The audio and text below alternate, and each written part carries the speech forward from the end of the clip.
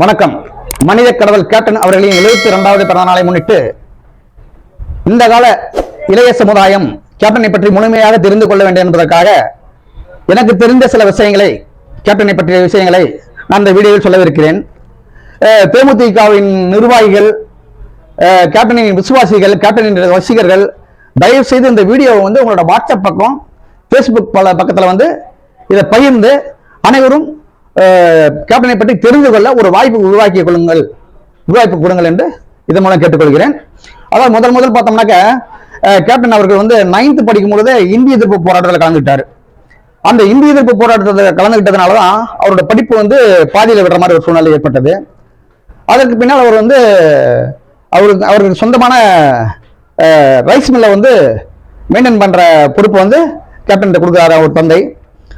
அப்படி ரைஸ் மில்லை பார்த்துட்டு இருக்கும் பொழுதுதான் அவருக்கு ஒரு சின்ன விஷயம் நடக்கிறாங்க. என்னன்னு கேட்டீங்கன்னாக்க, கேப்டன் அவர்கள் சாப்பிட்டு வைத்த அந்த கேரியரை கழுவுறதுக்கு போட்டி போட்டு கழுவுவாங்களாம். அந்த பெண்கள் அங்க இருக்கிறவங்க, வேலைக்கு வரவங்க போட்டி போட்டு கழுவுவாங்க. இது ரொம்ப நாளா கேப்டனுக்கு தெரியல. அப்புறம் ஒரு தடவை கூப்பிட்டு ஒருத்தரை கேட்டிருக்காரு, எதுக்காக அப்படி போட்டி போட்டு கழுவுறாங்க அப்படின்னு. அப்போ அவர் என்ன சொல்லியிருக்காருன்னு, சாப்பாடுல மீதம் இருக்க சாப்பாடை சாப்பிட்றதுக்காக அவங்களுக்குள்ள ஒரு போட்டி, அதனால ஒரு நாளைக்கு 2 பேர் வீதம் அவங்களே பிரிச்சு கழுவுறாங்க அப்படின்ற மாதிரி சொல்லியிருக்காங்க. இது சொன்ன உடனே கேப்டன் என்ன பண்ணிட்டாரு, உடனே அவங்க வீட்டில் மறுநாள் தகவல் பண்ணி 2 கேரியர், அதாவது சாப்பாடு பார்த்தீங்கன்னா பெரிய பெரிய கேரியர்ல கேப்டனுக்கு வரும், 2 கேரியர்ல சாப்பாடு கொடுத்து அனுப்புங்க அப்படின்னு சொல்லியிருக்காரு. அதற்கு பின்னால பார்த்தீங்கன்னாக்க மதிய டைம்ல சாப்பிடும் போது எல்லாரும் ஒரே இடத்துல உட்காரணும் அப்படின்னு உட்கார வச்சு எல்லாத்த சாப்பாடும் பகிர்ந்து, அதாவது 10 பேருங்க இருக்குன்னா 10 பேர் சாப்பாடும் பகிர்ந்து 10 பேருமே சாப்பிடணும் அப்படிங்கிற மாதிரி உட்காந்து சாப்பிட வச்சு, அதுக்கு பின்னால் அவர் கேரியர்ல இருக்க சாப்பாடு 2 கேரியர் சாப்பாடும் எல்லாத்துக்கும் பகிர்ந்து கொடுத்து சாப்பாடு விஷயத்த முதல் ஒரு சமத்துவத்தை உருவாக்குனது கேப்டன் ரைஸ் மில்ல தான். அப்படி பார்த்தீங்கன்னா ஒரு சாப்பாட்டு விஷயத்துல ஒரு இதுக்கு இவ்வளவு ஏற்றத்தாழ்வு, அவங்களும் மனிதர்கள் தானே அவர் அந்த கேப்டன் பார்த்தீங்கன்னா அங்க அந்த ரைஸ் மில்ல தான் முதல் ஆரம்பிக்கிறார். அடுத்த கட்டமா பார்த்தீங்கன்னாக்க அந்த இடத்துல சமத்துவம், சமூக நீதி அப்படின்னு அரசியல்வாதிகள்லாம் பேசுறாங்க. அந்த சமத்துவ தலைவன், சமூக நீதி காத்த தலைவன் அப்படின்னா முழுக்க அது கேப்டன் அவர்களுக்கு மட்டும்தான் பொருந்தும். இப்ப பாத்தீங்கன்னா சாப்பாட்டு விஷயம் அனைவரும் சமங்கிற சமத்துவத்தை அன்றைக்கு உருவாக்கியவர் கடைசி வரைக்குமே அதை கடைபிடித்தார். ஒண்ணு. அடுத்து பாத்தீங்கன்னாக்க சினிமாவில் நடிக்க வந்த பின்னால பல பேர் சொல்லுவாங்க அந்த சாப்பாடு விஷயத்தை ஃபாலோ பண்ணாரு, அது எல்லாமே சொல்லுவாங்க. அதுக்கு அடுத்தபடியா பாத்தீங்கன்னாக்க ஒரு ரூம்ல நைட்டு 12 மணி 1 மணிக்கு ஷூட்டிங் முடிச்சு தூங்க போகும்பொழுது அந்த 20க்கு 20 பெட் இருக்கும், அதெல்லாம் எல்லாம் படுப்பாங்க. அப்படி கேப்டன் போய் பார்க்கும்பொழுது எல்லாம் படுத்திருப்பாங்க, அதனால கீழே ஒரு சந்துல கேப்ல கையை மடக்கி வச்சு படுத்துக்குவாரு அப்படின்னு நிறைய பேர் நம்ம பேட்டியில சொல்லி பார்த்துருக்கிறோம். அந்த இடத்துல நம்ம என்ன தெரிஞ்சுக்கிறோம்னாக்க, அதுலயும் ஒரு சமூக நீதினா என்ன தெரிஞ்சுக்கிறோம். அதாவது அவர்கிட்ட வேலை செய்யற பசங்களா இருந்தாலும் சரி, அவங்க பெட்ல படுத்திருக்கும் போது அவங்களை எழுப்பிட வேணாம், அவர்களும் மனிதர் தான், அவங்க தூங்கிட்டு அவங்களை டிஸ்டர்ப் பண்ண வேணாம் அப்படின்னு அந்த இடத்துலயும் சமத்துவம், சமூக நீதி பார்த்து அவர்களும் மனிதர்கள் தான், அந்த மனிதனை அவர் மதிக்கணுன்ற நோக்கத்தில் அவர் என்ன பண்ணுவாங்க, கீழே படுத்து எந்திரிச்சு போறாரு. அடுத்து பாத்தீங்கன்னா இன்னொரு முக்கியமான விஷயம் பாத்தீங்கன்னா, ஈட்டிங்கிற படத்துல ஒரு ஸ்டண்ட் மாஸ்டர் இறந்துறாரு. அதனால கேப்டன் என்ன பண்றாரு, அதுக்கு பின்னால டூப்பை போடுறது இல்லை. கேப்டனோட படத்துல பாத்தீங்கன்னா டூப்பை வைக்க மாட்டாங்க. ஒரு தயாரிப்பாளர் டைரக்டரும் என்ன பண்ணாங்க, ஒரு சீன், முக்கியமான சீன்லாம் கிரிட்டிக்கலான சீன்லாம் டூப் போட்டு தான் கேப்டன் எடுக்க, வேற வழி இல்லை, அப்படிதான் எடுத்தாகணும் இந்த சீனை அப்படின்னு சொல்லுவாங்க கேப்டன்ட்ட. ஆனா கேப்டனுக்கு நாட்டலோட வாய்ப்பே இல்லைன்றவர். அவர்களுக்கும் டூப்பு போட்டு அவனும் மனிதன் தான், அவர்களுக்கும் குடும்பம் புள்ள குட்டிகளா இருக்கும். அப்படி இருக்கும்போது அவங்க உயிரும் ஒண்ணுதான், எவன் உயிரும் ஒண்ணுதான், அதனால அது வேண்டாம் அப்படின்னு எவ்வளவு பெரிய ரிஸ்கான காட்சிகளை கூட கேப்டன் தான் செய்வாரு. இதை நம்ம பல இயக்குநர்கள் நம்ம சொல்லி கேட்டிருப்போம். இந்த மாதிரி திரை உலகத்துல யாருமே கிடையாது. திரை உலகத்துல அதாவது கேப்டனை பார்த்து ஆச்சரியப்படுறாங்கனாக்க, அவர் வாழ்ந்த மனிதர், அதாவது வாயில சொல்றாங்க எல்லாருமே, ஆனா அவர் வாயில சொல்லாம வாழ்ந்து காட்டிய மனிதர். அப்ப இயக்குநர்கள் பல பேர் சொல்ல வேணாவே வேணாம், நானே நடிக்கிறேன்ட்டு. இப்ப கருப்பு நீலாங்கிற படத்தெல்லாம் அண்ணன் அரவிந்த்ராஜ் அவர்கள் சொல்லியிருப்பாரு, ஹெலிகாப்டர்ல தொங்கிட்டு போற சீன்லாம் எதுவுமே பெல்ட் போடாம பிடிச்சி தொங்கிட்டு போவாருன்னு. அந்த மாதிரி பாத்தீங்கன்னா ரொம்ப ரிஸ்கான காட்சிகளா இருந்தாலும் கேப்டன் நடிப்பாரு. அது ஒண்ணு. அதை நம்ம நடிக்கிறாருன்னு நம்ம பெருமையை பேசுறதை விட அந்த சீன்ல அவரே நடிக்கிறேன் அப்படின்ற ஒரு முடிவு எடுத்ததுக்கான காரணம் என்னன்னு பார்க்கும்போது, சக மனிதனோட உயிரையும் மதிக்கிறார், சக மனிதனையும் மனிதனா மதிக்கிறார். வேற யாரும் அதை செஞ்சாலும் அவங்களுக்கு உயிர் போனாலும் உயிர் போனது அப்படின்றத மதித்து அந்த சமூக நீதி கேட்கிறாரு. அவர் பாருங்க, சாப்பாட்டு விஷயத்துல மட்டும் இல்ல, ஒரு படுக்கிற இடத்துல அவங்க அந்த இடத்துல மட்டும் இல்ல, ஒரு உயிரான விஷயத்திலுமே எந்த நடிகருமே டூப் போட வந்து கொஞ்சம் ரிஸ்க் தான் டூப் போட்டுங்கன்னு அவங்களே சொல்லுவாங்க. ஆனா டூப்பை வேணாம் நடிக்கிறாங்கன்னா அந்த எந்த அளவுக்கு மனிதாபிமானமை தலைவர் கேப்டன் அவர்கள். இந்த மனிதாபிமானம் தான் கேப்டன் வந்து இவ்வளவு பெரிய உயரத்தை கொண்டு போனது.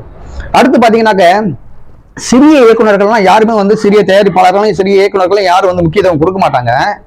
ஆனா கேப்டன் அதுக்கு முக்கியத்துவம் கொடுத்ததுக்கு காரணம் என்னன்னு பாத்தீங்கன்னா 54 இயக்குநர்களை உருவாக்கியிருக்காருன்னு சொல்றாங்க. அதுக்கு முக்கிய காரணம் பாத்தீங்கன்னாக்க கேப்டன் அவர்கள் வாழ்க்கையில பட்ட ஒரு கஷ்டத்தையும் அடுத்தவங்க படக்கூடாதுன்னு நினைக்கக்கூடியவர். அதனாலதான் அவர் சினிமால வந்து உள்ள வரும் பொழுது எவ்வளவு அவமானங்கள் பட்டுப்பாரு, எவ்வளவு சிரமப்பட்டுப்பாரு, எவ்வளவு கஷ்டப்பட்டுப்பாரு. அப்படி இருக்கும் பொழுது அவர்கள்ட்ட ஒருத்த வாய்ப்புன்னு தேடி வரும் பொழுது சரி நம்மள மாதிரி அவங்க கஷ்டப்படக்கூடாது, அவங்களுக்கு ஒரு வாய்ப்பை கொடுப்போம் அப்படின்னு தன்னை போல் மற்றவர்கள் யாரும் கஷ்டப்படக்கூடாது அப்படிங்கிற எண்ணத்துலதான் அவங்க படம் இயக்குனர் வந்து முன்னாள் நல்லா இயக்கியிருக்காங்களா, நல்லா படம் ஓடி இருக்கான்றதெல்லாம் பார்க்க மாட்டார். இப்ப இருக்க பெரும்பாலும் நடிகர்கள் பாத்தீங்கன்னாக்க ஒரு இயக்குனருக்கு ஒரு வாய்ப்பு கொடுக்கும்னாக்க அவர் என்னென்ன படம் பண்ணியிருக்காரு, அந்த எந்த படம் எந்த மாதிரி ஓடிச்சு, எப்படி ரிசல்ட் வந்தது, அதெல்லாம் பார்த்து தான் கொடுக்குறாங்க. இப்ப முன்னணி நடிகர்கள் எல்லாருமே அப்படிதான். ஆனா கேப்டன் அவர்கள் மட்டும் அதை பண்றதில்ல.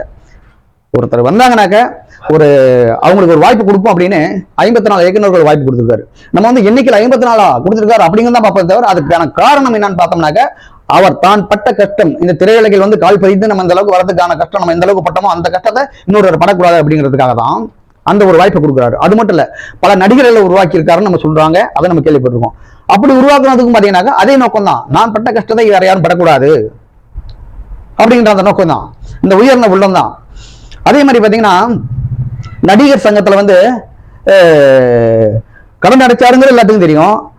நடிகர் சங்க தலைவர் ஆகிறதுக்கு முன்னாலும் சரி, நடிகர் சங்க தலைவர் ஆன பின்னாலும் சரி, அவர் பல பேர்த்து பிரச்சனையை தீர்த்து வச்சிருக்காரு.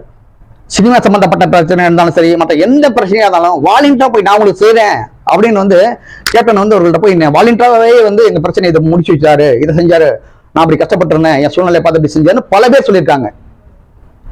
அப்ப நம்ம என்ன கவனிக்கிறோம்னாக்க ஒருத்தர் பிரச்சனைனாக்க அவங்க சொல்லி செய்யறது இந்த காலத்துல பெரிய விஷயம். நம்ம போய் கேட்டாலுமே கிடைக்காது. இந்த காலத்துல இந்த சமுதாயத்துல ஒருத்தருக்கு பிரச்சனைன்னு தெரிஞ்சாக ஓடி போய் கேப்டன் அவரே போய் இன்னாலா என்ன வேணும், உங்களுக்கு என்ன பிரச்சனை, என்ன சொல்லுங்க, நான் செஞ்சு கொடுக்குறேன் அப்படின்ற விஷயத்த அவரே செஞ்சு கொடுப்பாரு. இது எங்க இருந்து கத்துக்கிட்டாரு பார்த்தீங்கன்னா இதுவும் அவர் நம்ம பட்ட கஷ்டம் வந்து யாரும் படக்கூடாது அப்படிங்கிறதான். அது பாத்தீங்கன்னா இன்னொரு விஷயம் பாத்தீங்கன்னா சினிமா சம்பந்தப்பட்ட விஷயங்கள்ல மட்டும் ஒரு மற்றவங்களுக்கு உதவி செய்யல, குடும்ப சம்பந்தப்பட்ட விஷயத்தையும் வந்து தெரிஞ்சு ஒருத்தர் சோகமா இருந்தாங்க அவங்க என்ன பிரச்சனை விசாரின்னு சொல்லி விசாரிச்சு அதை தீர்த்து உடனே பண்ணுவாரு. அதுக்கு காரணம் கேட்டீங்கன்னா அவர் குடும்பம் பெரிய குடும்பம். இந்த காலத்துல எந்த காலத்துலயுமே சரி பாத்தீங்கன்னாக்கா மாற்றான் ராய் பிள்ளைனா ஒரு மாதிரியா தான் இருப்பாங்க. கேப்டன் கூட பிறந்தது 4 பேர், ஒரு தாய்க்கு பிறந்தது 4 பேர், அடுத்த 2வது தாய்க்கு பிறந்தது 7 பேர், அப்ப மொத்தம் 11 பேர். 11 பேர் 4 பேர் கல்யாணம் பண்ணி வச்சுட்டு அவங்க அப்பா இறந்துறாரு. ஆனா மீதி இருக்க 7 பேருக்கு கேப்டன் தான் கல்யாணம் பண்ணிக்கிறாரு. கல்யாணம் பண்ணிச்சுட்டு கடைசியா தான் அவர் கல்யாணம் பண்றாரு. அப்பனா அந்த தாரங்கிற 2ஆம் தாரங்கிற வேற்றுமையே இல்லாம அவர் செஞ்சிருக்காரு. அப்படி செய்யும் பொழுது அதுல நிறைகளும் இருக்கும், குறைகளும் இருக்கும், பல பேர் பல மாதிரி சொல்லுவாங்க. அதெல்லாம் வந்து தாங்கிட்டு தான் அவங்களுக்கு அந்த கல்யாணம் எல்லாருமே கல்யாணம் பண்ணி வச்சு அவங்களுக்கு எல்லாமே ஒரு செய்ய வேண்டியது சிறப்பாக செஞ்சு கொடுத்துருக்காரு. அப்படி பார்க்கும்போது ஒரு குடும்பத்தில் நடக்கிற பிரச்சனைகளும் அவருக்கு தெரியும். அந்த பிரச்சனைகள் வந்து மற்ற குடும்பத்தில் சக தோழர்கள், நடிகர்கள், இயக்குநர்கள், நமக்கு தெரிஞ்சவங்க யாராச்சும் அந்த மாதிரி ஒரு பிரச்சனையா உடனே அவருக்கு அந்த அனுபவங்கள் தெரியும். உடனே கூப்பிடுவார், என்ன பிரச்சனை பா பேசு, இதை செய் அப்படின்ற ஒரு ஆளுமை அவர் செய்தாருன்னு பார்த்தீங்கன்னா நம்ம நீங்க ஆளுமை, அவர் மிகப்பெரிய ஒரு சிறந்த ஆளுமையானவர், மனிதாபிமானவர்னா அவர் பட்ட கஷ்டங்களை அவர் கண் முன்னால யாருமே படக்கூடாது. அதில் நினைக்கிறவர். ரெண்டாவது இன்னொரு விஷயம் பார்த்தீங்கன்னாக்க இன்னைக்கு வந்து அதாவது ஜாதி மதத்துக்கு அப்பாற்பட்ட தலைவர் கேப்டன் அப்படின்ட்டு எல்லாருமே சொல்றோம். அது 100க்கு 100 மடங்கு உண்மையும் கூட. ஆனா அவர் ஜாதி மதத்துக்கு அப்பாற்பட்ட அந்த ஜாதியோ மதத்தையோ வந்து நம்ம இதெல்லாம் நம்ம வெறுக்கணும். இப்ப பெரியார் எப்படி போராடினாரோ ஜாதி மதத்துக்கு எதிர்த்து, அந்த மாதிரி போராடணும் என்னன்னா கேப்டன் கிடையாது. அவர் அந்த ஜாதியும் மதத்தையும் தாண்டி மனிதனாய் பார்த்தார். ஜாதிக்கு மதத்துக்கு எதிரி கிடையாது கேப்டன். அதற்கு எதிர்ப்பா அவர் போராடல, வாதாடல.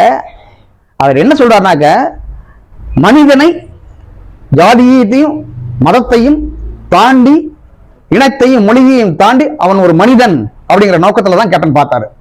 அந்த நோக்கத்துல அவர் கேப்டன் பார்த்ததுனாலதான் இன்னைக்கு அவர் வந்து ஜாதி மதத்துக்கு அப்பாற்பட்ட தலைவர்னு போட்டப்படுகிறார். இப்ப ஈழத்தமிழர்களுக்கு ஒரு பிரச்சனைனாக்க ஆரம்பத்திலே குரல் கொடுத்த கேப்டன் கார்கில் வந்து பூகம்பம், கார்கில் போருக்கு அங்க பூகம்பம், வட இந்தியாவில் பூகம்பம்னாலும் சரி, எந்த ஒரு நிலநடுக்கமானாலும் சரி, இருந்தாலும் முதல் கை நீட்டி ஒரு கொடுக்குறாருனாக்க அது வந்து அவங்க ஓட்டு போடுவாங்கிறதெல்லாம் கிடையாது. அந்த மனிதன், சக மனிதன், அவன் எந்த இனமா இருக்கலாம், எந்த மொழியா இருக்கலாம், எந்த ஸ்டேட்டா இருக்கலாம், ஆனா அவன் ஒரு மனிதன் அப்படின்ற மனிதன் அப்படின்ற நோக்கத்தினாலதான் கேப்டன் வந்து கடல் தாண்டிய இல பிரச்சனைக்கும் அடுத்த ஸ்டேட் பக்கத்து இருக்கிற மாநிலங்களுக்கும் அவர் உதவி செய்தது வந்து ஓட்டுக்காகவோ தன்னை யாரும் பெருமையா பேசுறவங்கதான் கிடையாது. அந்த சக மனிதன். அப்ப வந்து அவர் என்ன பார்க்கிறாருன்னு பாத்தீங்கன்னாக்க, அவருக்கு வந்து மதமும் சாதியும் கால் தூசிக்கு சமமா நினைத்தார் கேப்டன். கால் தூசியும் அது ஒரு விஷயமாவே எடுத்துக்கல. அதெல்லாம் வந்து மனிதருக்குள்ள வந்து மனிதருக்கு மனிதன் தாயா அப்படின்னு போனாரு. அப்ப அந்த விதத்துல போராடினவர் இன்னைக்கு வந்து ஜாதி மதத்துக்கு அப்பாற்பட்ட திராவிட கொள்கைகள் இருக்குது. அந்த திராவிட கொள்கைன்னு சொல்றாங்கல்ல, அந்த திராவிட கொள்கையை தாங்கி நிற்கிற அரசியல் கட்சிகள் கூட இன்னைக்கு வந்து ஜாதி மத பாகுபாடு இல்லாம இருக்குதானு தெரியல. ஆனா கேப்டன் அவர்கள் வந்து வாழ்ந்து காட்டிய வரலாறு, ஒரு வரலாறு. இன்னைக்கு வந்து இன்னொரு விஷயம், கேப்டன் அவர்களுக்கு வந்து ஒரு அரசியல்ல வந்து கொஞ்சம் வந்து பேக்ல வந்துறாரு. அவர் எல்லாத்திலையும் வெற்றி அடைஞ்சிட்டு வந்தவர், எல்லாத்திலும் வந்தவர். அரசியல்ல மட்டும் கொஞ்சம் பின்னடைவு. கடைசியில என்ன காரணம் நம்ம பார்த்தீங்கன்னாக்க, அதுக்கு ஒரே காரணம் ஒரு உடல்நலம் தான். அது உடல்நலம் மட்டும் ஒரு சரியா இருந்திருந்தா கேப்டனை யாருமே இது பண்ண முடியாது. கடைசி வரைக்கும் ஒரு எம்ஜிஆரோட மிக சிறந்த ஒரு மனிதரா வந்து இந்த இந்திய லெவலில் போற்றப்பட்டு உலக தலைவர்கள் முக்கியமான தலைவராக கூட கேப்டன் வந்திருப்பாரு. அதெல்லாம் ஆச்சரியப்படுறதுலாம் கிடையாது. ஏன்னா அவர் சிந்தனை மனிதன், சக மனிதன் அப்படின்னு மனிதனை மதிக்க தெரிந்தவர். அவர்களுக்கு வரும் துன்பத்தை வந்து பங்கு போட்டு முடியாத அவர் வந்து தீர்த்து வைக்கக்கூடியவர் அப்படின்ற முறையில். அந்த மாதிரி பார்த்தீங்கன்னா அரசியலும் சில பின்னடைவுகளுக்கு வந்து என்ன ஒரு முக்கியமான ஒரு காரணம்னு பார்த்தீங்கன்னாக்க, ஜாதி மதத்துக்கு அப்பாற்பட்ட ஒரு தலைவர் ஜாதி மதவாத ஒரு சக்தி கூட ஒரு கை கோர்த்தது மட்டும்தான் 2014 மட்டும்தான் அது கொஞ்சம் பின்னடைவாயிருந்தது. நம்ம அரசியல் ரீதியாக கேப்டன் அவர்களை நம்ம பார்க்கணும்னாக்க, அவர் வந்து திராவிட இயக்கங்கள் சொல்றாங்க தமிழ்நாட்டில், திராவிட இயக்கங்கள் திராவிட கொள்கையை ஃபாலோ பண்ணி கடைபிடித்து வந்ததாலாம் நமக்கு தெரியாது. ஆனால் தலைவர் வந்து திராவிடன் அப்படின்ற கட்சியில பேர் வச்சிருந்தாரு. ஆனால் ஜாதியை எதிர்த்து, மதத்தை எதிர்த்து குரல் கொடுத்துட்டு டைம் வேஸ்ட் பண்ணாம அதை கடந்து மனிதநேயத்தோட எல்லார்கிட்டையும் அன்பா நடந்து அவரோட அன்பை பெற்று இன்னைக்கு உலகம் போற்றும் ஒரு மிகப்பெரிய ஒரு தலைவரா இருக்காரு.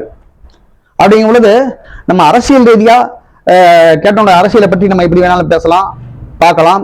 ஆனால் இது போன்ற ஒரு மனிதருக்குள் ஒரு சிறந்த மனிதர் அப்படிங்கிற விஷயம் வந்து சினிமாவுக்கு அப்பாற்பட்டு அரசியலுக்கு அப்பாற்பட்டு மனிதரை மனிதராக மதிக்கக்கூடிய ஒரு சக மனிதர், மனிதரில் வந்து மனிதனா என்ன, எப்படி ஒரு வாழணும் அப்படிங்கிறதுக்கு உதாரணமா வாழ்ந்து காட்டியவர் கேப்டன் அவர்கள்.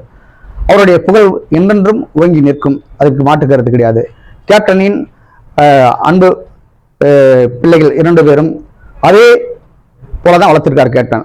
கேப்டன் வந்து பாத்தீங்கன்னா இன்னைக்கு சினிமா நடிகர்களோட பிள்ளைகள் எல்லாம் பாத்தீங்கன்னா அவங்க வந்து ஒரு வேற மாதிரி டோட்டலா ஒரு சினிமா நடிகர்களோட பிள்ளைகள் மாதிரி இருப்பாங்க. ஆனால் கேப்டன் வந்து பாத்தீங்கன்னா அவர்கள் பிள்ளைகளையும் வந்து எளிய பிள்ளைகளாவே வளர்த்திருக்காரு. அதனால என்னைக்கு நம்ம வந்து கேப்டனை கடைபிடித்து கேப்டனோட நல்ல எண்ணங்களையும் அவர் ஒரு மனிதாபிமானமிக்க தலைவர் என்பதையும் ஃபாலோ பண்ணி வந்த ஒருவரும் அந்த கேப்டனுடைய பிள்ளைகளான சண்முக பாண்டியன் அவர்களுக்கும் பிரபாகரன் அவர்களுக்கும் உறுதுணையாக இருந்து அவர்கள் எடுத்து வைக்கும் பாதைக்கு அவர்களை அணிந்து பின்தொடர்ந்து அவர்கள் வெற்றிவாக சூட அவர்கள் அணிவு திறந்து வர வேண்டும் என்பது கேப்டன் ரசிகர்கள் மற்றும் தேமுதிக அவர்களின் கடமை. இதை மனதில் கொண்டு இந்த பிறந்த நாளை, கேப்டனின் பிறந்த நாளை அடுத்து வரும் காலகட்டத்தில் மிக சிறந்த வளர்ச்சியில் தம்பிகள் இருவரையும் வளர்ந்து நிற்க உதவி செய்து உறுதுணையா இருக்க வேண்டும் என்று கேப்டனுடைய ரசிகர்களுக்கும் கேப்டன் விசுவாசிகளுக்கும் திமுக நிர்வாகிகளுக்கும் வேண்டி விரும்பி கேட்டுக்கொண்டு வாழ்த்துக்களை தெரிவித்துக் கொள்கிறேன். கேப்டன் புகழ் வரை கேப்டனுடைய பிள்ளைகள் இந்த உலகில் சிறந்தவர்களாக விளங்க வேண்டும். அதற்கு நீங்கள் உறுதுணையாக இருக்க வேண்டும். நன்றி, வணக்கம்.